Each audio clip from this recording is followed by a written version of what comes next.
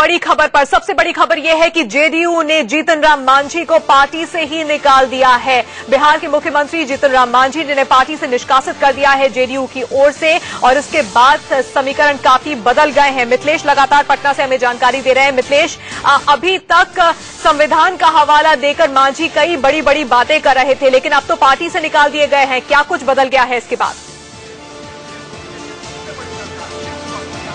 जी बिल्कुल, पार्टी से निकाले जाने के बाद जीतन राम मांझी के दावे में बहुत ज्यादा दम नहीं बचता है। हालांकि उनके समर्थन में अभी भी जेडीयू के नीतीश कुमार खेमे से खार खाए बैठे कुछ विधायक उनके साथ हैं, जिसमें से जो अभी भी दावा कर रहे हैं अपनी तरफ से उनके अपने तरीके हैं। लेकिन अभी से 1 घंटे बाद यानी 1:30 पर नीतीश कुमार, लालू प्रसाद यादव, कांग्रेस के विधायक और निर्दलीय सीपीआई के विधायक, ये 130 विधायक नीतीश कुमार के आवास से निकलेंगे, मार्च करते हुए राजभवन पहुंचेंगे। वहां राजभवन में चूंकि आज ही केशरीनाथ त्रिपाठी बिहार के गवर्नर पहुंचे हैं पटना, वहां उनसे मिलकर जीतन राम मांझी की बर्खास्तगी की मांग करेंगे। इस वक्त मिथिलेश, हम अपने दर्शकों को तस्वीरें दिखा रहे हैं कि जीतन राम मांझी दिल्ली से पटना पहुंच चुके हैं। राज्यपाल जी को सौंप दी गई है। महामहिम राज्यपाल जी के निर्णय का हम लोग भी इंतजार करेंगे कि उनका निर्णय क्या आता है। तो मतलब ये माना जाए कि राजभवन से आपको लगता है कि आपकी बात ही मानी जाएगी? एकदम, पहले तो मुख्यमंत्री जी की ही बातें जो संवैधानिक तौर तरीका है, माननीय मुख्यमंत्री जी को इस्तीफा तो दिए नहीं है। माननीय मुख्यमंत्री जी की बात पहुंच गई है राज्यपाल महोदय के पास। हम लोग को पूरा भरोसा है कि हम लोग को अवसर दिया जाएगा। 20 तारीख को हम लोग पूरी मजबूती के साथ अपना बहुमत सिद्ध करेंगे। अच्छा राजू जी, क्या आपका मतलब जो आंकड़ा 97-130 का आंकड़ा नीतीश कुमार बता रहे हैं, हाँ, तो क्या आपको लगता है 40-35 तक पहुंच पाएंगे? वो उनका आंकड़ा पटल पे जब बहुमत साबित करना होगा तो आंकड़ा धरा का धरा रह जाएगा। आप लोग भी देखिएगा, 20 तारीख को समय आ ही रहा है ना। फिर भी अभी उनके साथ चलिए, मांझी समर्थकों को इस वक्त आप सुन रहे थे। न्यूज रूम से इस वक्त मैनेजिंग एडिटर राणा यशवंत भी हमारे साथ जुड़ गए हैं। राणा जी, आपसे समझना चाहेंगे कि अब जबकि जेडीयू से निष्कासित कर दिया गया है जीतन राम मांझी को, तो क्या कुछ बदल गया है? क्योंकि जीतन राम मांझी जो लगातार कह रहे थे कि मैं मांझी हूं, मेरी नैया कोई नहीं डुबो सकता है, क्या जिस संविधान का वो हवाला दे रहे थे अब वही उनके खिलाफ हो जाएगा? तानिया, दरअसल बिहार में एक अपने तरह का अनूठा राजनीतिक संकट है। ये संवैधानिक संकट भी है। एक व्यक्ति जो मुख्यमंत्री कुर्सी पर बैठा हुआ है, उसको उसकी पार्टी के विधायक दल ने निष्कासित कर दिया है। उसने विधायक दल का एक नया नेता चुन रखा है। जो व्यक्ति मुख्यमंत्री है वो कहता है कि आज की तारीख में मैं मुख्यमंत्री हूं, मैंने इस्तीफा नहीं दिया है और विधायक दल की बैठक बुलाने का अधिकार मेरे पास है। संवैधानिक तौर पर वह बैठक गलत है जिसको पार्टी ने बुला रखा है, इसलिए उसमें जो भी फैसला हुआ है वो संवैधानिक तरीके से ठीक नहीं है। संवैधानिक ओहदे पर मैं बैठा हूं और मेरे पास से अधिकार बनता है कि मैं विधायक दल की बैठक बुलाऊं, और अगर मुझे बहुमत साबित करना है तो वो फ्लोर पे साबित होता है। इसका अधिकार गवर्नर के पास होता है। यानी कि बिहार में आज की तारीख में किसी की भूमिका बहुत ही अहम है, वो राज्यपाल हैं। केशरीनाथ त्रिपाठी आ गए हैं और यह देखना जरूरी है कि वो नीतीश कुमार को आगे ला करके उनको बहुमत साबित करने का मौका देते हैं, या पहले वो मांझी को कहते हैं कि ठीक है, मैंने मान लिया कि आप मुख्यमंत्री हैं और आपकी यह बात भी मैं मान लेता हूं कि आपके पास बहुमत है, तो फ्लोर पे आइए, बहुमत साबित कीजिए। यहां जो सबसे अब अहम बात हो जाती है, क्या मांझी के पास वो 25-30 विधायकों का समर्थन है आज की तारीख में जिनका दावा वो कर रहे हैं? अगर बीजेपी बाहर सपोर्ट करती है, जैसी अटकलें लगाई जा रही हैं, जैसा अनुमान है, मुख्यमंत्री जीतन राम मांझी जब यहां प्रधानमंत्री से मिले थे, उसके बाद जो बैठक हुई थी या उसके बाद जो अटकलें सियासी हलकों से लगाई जा रही हैं, वो ये है कि बीजेपी ने आश्वासन दिया है कि ये काम कीजिए, आप अपने पास 30-35 विधायकों का समर्थन लेकर के, इन आपकी पार्टी के 30-35 विधायक आपके साथ खड़े हों तो बाहर से हम आपको समर्थन दे सकते हैं, आपकी सरकार चल सकती है, आप मुख्यमंत्री बने रह सकते हैं। तो संवैधानिक संकट बिहार में है, यह राजनीतिक संकट समझना बहुत जरूरी है। नीतीश कुमार भले ही जेडीयू विधायक दल का नेता हैं, भले ही वो दावा पेश करने जा रहे हैं, भले उनके साथ लालू प्रसाद यादव हैं और बाकी विधायकों का भी समर्थन है, 2 अलग अलग पार्टियों के हैं, लेकिन आज की तारीख में जीतन राम मांझी अगर मुख्यमंत्री हैं, कहते हैं कि मेरे पास बहुमत है, तो यह अधिकार केशरीनाथ त्रिपाठी के पास होता है। वो जीतन राम मांझी को कहते हैं या नीतीश कुमार को बुलाते हैं? राणा जी, मैं आपके पास वापस लौटूंगी। इस वक्त जेडीयू के नीरज कुमार जी हमारे साथ जुड़ गए हैं। नीरज जी, इस वक्त तो काफी स्थिति बदल गई है क्योंकि अब जेडीयू ने जीतन राम मांझी को पार्टी से ही निकाल दिया है। हाँ, पार्टी के अनुशासन का लगातार उल्लंघन कर रहे थे। पार्टी के राष्ट्रीय अध्यक्ष ने निर्देशित किया था विधानमंडल की बैठक में आने का, विधानमंडल की बैठक में नहीं आए। उसके बाद निर्देशित किया कि पद से इस्तीफा दे दें, वो अभी नहीं दिया और लगातार और दिल्ली में जब आदरणीय प्रधानमंत्री जी से 3 महीने तक निवेदन करने के बावजूद अल्पमत की सरकार के मुखिया होने के नाते जब वहां मिले तो उन्होंने सीधे तौर पर कहा कि हम मंत्रिमंडल का विस्तार करेंगे। ये संवैधानिक संकट है। दलीय अनुशासन को नहीं मानना, विधानमंडल के नेता के रूप में विधानसभा के अध्यक्ष द्वारा यह सूचित किया जाना कि वे विधानमंडल के नए विधानमंडल के नेता चुन लिए गए जनता दल यू के, तो आखिर के किस हैसियत से ये सारे काम कर रहे हैं। तब पार्टी को लगा कि नहीं, अब इनके खिलाफ कठोरतम अनुशासनात्मक कार्रवाई किया जाना आवश्यक है। नीरज जी, आज की तारीख में जीतन राम मांझी कहते हैं कि उनके पास इतने विधायक हैं कि वो बहुमत साबित कर सकते हैं फ्लोर पर, फिर उसके बाद आपकी पार्टी क्या करती? नहीं तो अभी तो महामहिम से मिलने जाएंगे ना। जनता दल यू के विधायक 97, हमारे विधायक जो भी हमारे समर्थक हैं, सहयोगी दल के विधायक सारे लोग राजभवन के बाहर खड़े रहेंगे अपने आई कार्ड के साथ कि संख्या बल मेरा यह है। तो आदरणीय जीतन राम मांझी जी को कौन रोक रहा था? ये बताएं कि किसका हमारे पास संख्या बल है, हस्ताक्षर है, मेंबर खुद उपस्थित है, तो कौन सा प्रमाण? नीरज, लेकिन वो कह रहे हैं ना कि 20 तारीख को मैं विधायक दल की बैठक बुलाऊंगा और मेरे पास बहुमत है, मैं फ्लोर पर जाकर के अपना बहुमत साबित कर सकता हूं। यानी आज भी वो मुख्यमंत्री हैं और मुख्यमंत्री के पद से उन्होंने इस्तीफा दिया नहीं। उन्होंने इस्तीफा नहीं दिया तो ये संवैधानिक प्रावधानों के अनुरूप है क्या कि जिसको विधानसभा के स्पीकर ने कह दिया कि विधानमंडल के नेता आप नहीं हैं, जिसको पार्टी ने कह दिया कि आप चलिए, नीरज जी से इस वक्त हमारा संपर्क टूट गया है, लेकिन राणा जी अब बड़ा सवाल यही है, संविधान क्या कहता है, रूल्स क्या कहते हैं, इस स्थिति में अब क्या हो सकता है? क्योंकि अगर बिहार के जो विधानसभा है उसकी मौजूदा स्थिति हम देखें तो जबकि जीतन राम मांझी को पार्टी से निकाल दिया गया है, क्या संविधान के मुताबिक अब जो सबसे बड़ी पार्टी इस वक्त नजर आ रही है जेडीयू, उसको मौका मिलेगा सरकार बनाने का? और अगर ऐसा होता है तो उन्होंने तो अपना नया विधायक दल का नेता चुन ही लिया, तो फिर जीतन राम मांझी क्या करेंगे? नहीं, ताना संविधान तो यही कहता है कि जो सबसे बड़ा दल होता है राज्यपाल उसको बुलाते हैं सरकार बनाने के लिए। उस सबसे बड़े दल के विधायक दल का या संसदीय दल का जो भी नेता चुना जाता है वो देश में प्रधानमंत्री होता है, वहां मुख्यमंत्री होता है। जीतन राम मांझी चूंकि अच्छा, गौर करने की बात यह है कि जीतन राम मांझी को मुख्यमंत्री बनाने के लिए नीतीश कुमार ने विधायक दल की कोई बैठक नहीं बुलाई। उन्हें कि जीतन राम मांझी हमारी तरफ से मुख्यमंत्री होंगे, उस पर विधायक दल ने बाद में मुहर लगा दी होगी, लेकिन उसके लिए अलग से कोई बैठक नहीं। विशेष तौर पर आज की तारीख में जीतन राम मांझी अपने को हटाने के लिए विधायक दल की बैठक बुलाने को कह रहे हैं। उन्होंने कहा कि 20 तारीख को हम बैठक बुलाएंगे। संविधान कहता है कि जो सबसे बड़ा दल है उसका जो भी नेता है वो मुख्यमंत्री होगा। अब जो जेडीयू है उसने अब एक नया नेता चुन लिया और आपको यानी जीतन राम मांझी को उसने निष्कासित कर दिया है कि पार्टी विरोधी गतिविधि के चलते, बगावत के चलते पार्टी आपको निकालती है। इसके बाद भी ओहदे पर बने हुए हैं और यहाँ संविधान का संकट ये है कि राज्यपाल को तय करना है कि जीतन राम मांझी के पास बहुमत है या फिर जेडीयू ने जिस आदमी को अपना नेता चुना है नीतीश कुमार के पास, उनके पास बहुमत है। बिल्कुल। तो राणा जी मैं आपके पास वापस आऊंगी, इस वक्त मिथिलेश कुछ कहना चाहते हैं। मिथिलेश कहिए। जी बिल्कुल तानिया, एक और खबर आ रही है कि सिर्फ जीतन राम मांझी को ही नहीं निकाला गया है, नरेंद्र सिंह उनके दोनों बेटों को भी निकाल दिया गया है और जीतन राम मांझी ने अपनी तरफ से राजीव रंजन को मुख्य सचेतक नियुक्त किया था। ऐसे में उन्हें भी पार्टी से निकाल दिया गया है। दरअसल पार्टी का यह अधिकार होता है कि चीफ व्हिप किसे निर्धारित करे। ऐसे में जनता दल यू ने अपनी तरफ से श्रवण कुमार को पार्टी की तरफ से मुख्य सचेतक नियुक्त किया गया है और श्रवण कुमार ने ही अपनी तरफ से इन चारों को पार्टी के खिलाफ गतिविधि में अंजाम देने के लिए पार्टी से निष्कासित कर दिया है। चलिए, 2 और लोगों को पार्टी से निकाला गया जिसमें नरेंद्र सिंह है। इसके अलावा पहले खबर आई थी कि राजीव रंजन जो विधायक हैं उन्हें भी पार्टी से निकाल दिया गया है। इस वक्त हमारे ब्यूरो चीफ राकेश कुमार सिंह भी हमारे साथ जुड़ गए हैं। राकेश, बीजेपी ने भी संकेत दे दिए थे कि वो मांझी का समर्थन कर सकते हैं। जीतन राम मांझी ने खुद कहा था कि मैंने जब पीएम से मिला तो मैंने उनसे अनुरोध किया कि मेरा समर्थन किया जाए और मैं बहुमत साबित करने के लिए आपका साथ चाहता हूं। लेकिन अब तो काफी कुछ बदल चुका है। बीजेपी क्या रणनीति बना रही है बिहार के लिए?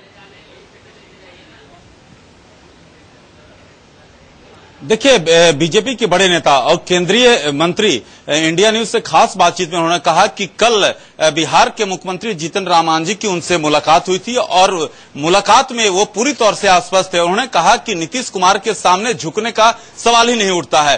क्या बीजेपी उन्हें समर्थन देगी?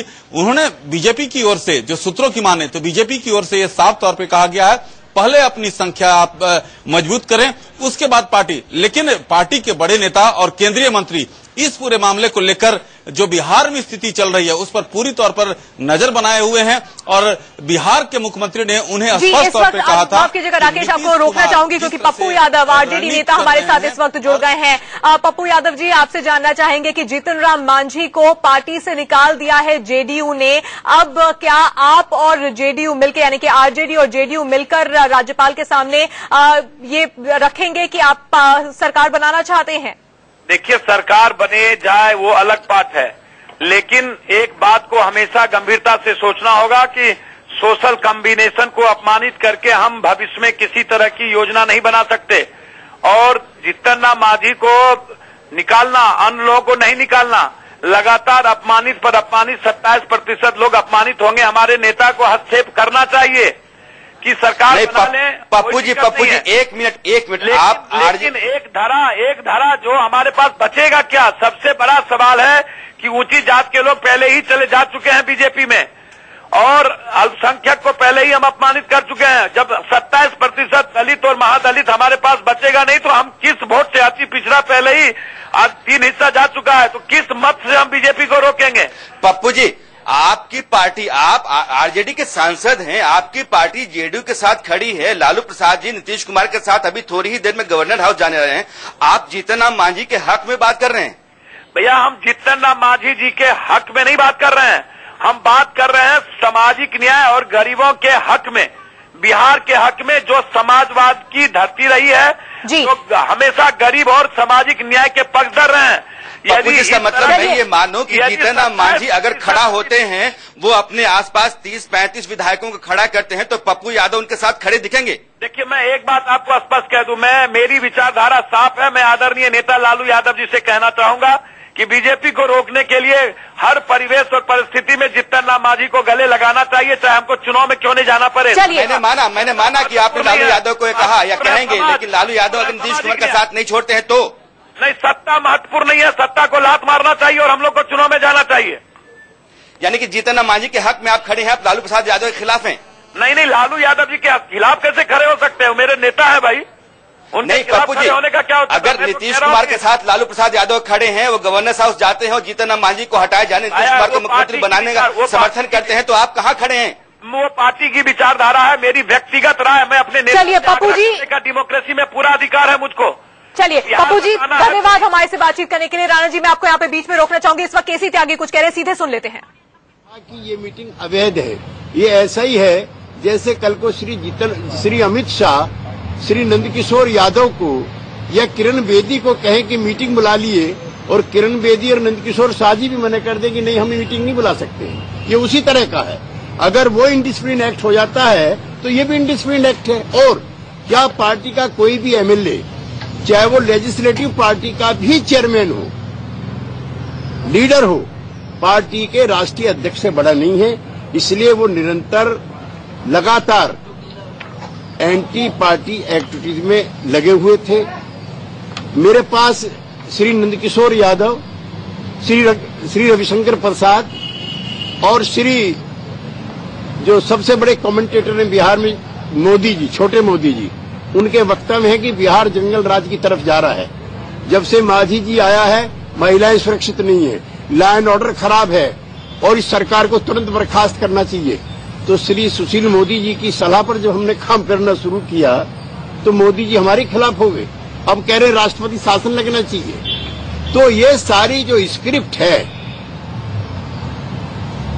ऑपरेशन जीतन राम मांझी, ये सब दिल्ली से अमित शाह के इशारे पर की गई है। श्री नरेंद्र मोदी का इसको आशीर्वाद प्राप्त है। कल प्रधानमंत्री से मिलने के बाद जो स्वर जीतन राम मांझी का था, वो लोकतंत्र में कभी किसी अल्पमत के मुख्यमंत्री का नहीं होता है। आज की तारीख में श्री जीतन राम मांझी के पास 12 विधायक हैं और वो कह रहे कि मैं 36 मंत्री बनाऊंगा, 2 डिप्टी चीफ मिनिस्टर बनाऊंगा। इसलिए हमारी पार्टी के नेता श्री लालू प्रसाद जी, गठबंधन के श्री शरद यादव जी, कांग्रेस पार्टी के नेता श्री सदानंद सिंह और कम्युनिस्ट पार्टी के वहां के विधायक और नेता डिप्टी चीफ मिनिस्टर बनाऊंगा।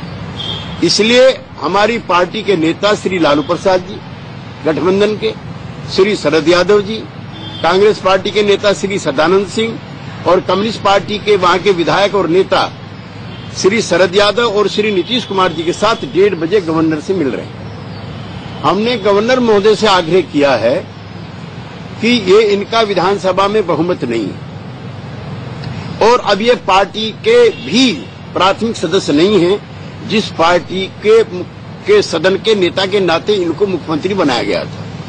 लिहाजा 48 घंटे के अंदर श्री जीतन राम मांझी जी को अपनी ताकत दिखाने का मौका दिया जाए या श्री नीतीश कुमार जी को मुख्यमंत्री पद की शपथ दिला करके 48 घंटे में उनको भी अपनी मेजोरिटी दिखाने का मौका दिया जाए।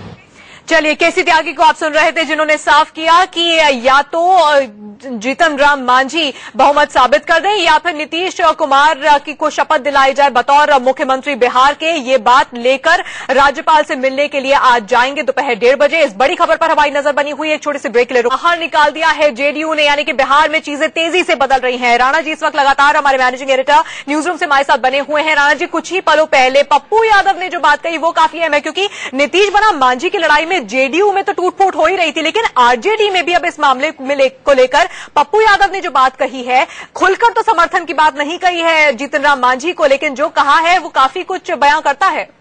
इसमें कोई दो राय नहीं तान्या। पप्पू यादव ने अभी जो कुछ भी इंडिया न्यूज पर कहा है उससे दो बातें तो साफ होती हैं।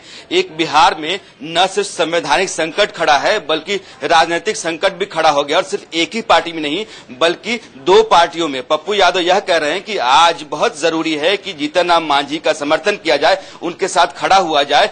दलितों को आप दरकिनार नहीं कर सकते हैं, और वो इसके लिए सामाजिक समरसता का हवाला दे रहे हैं। वो कहते हैं कि समाज में जो लोग सभी तबके की बराबरी के हक में रहते हैं उनके लिए जरूरी है कि आज वो जीतन राम मांझी के हक में खड़ा हूं। महादलित का जो नीतीश कुमार ने सोशल इंजीनियरिंग बिहार में शुरू की कि अति पिछड़ा अति दलित, उस अति दलित खेमे से आते हैं जीतन राम मांझी, जिसका वोट 16% के आसपास बनता है बिहार में। पप्पू यादव उनके साथ खड़ा हुआ दिखते हैं।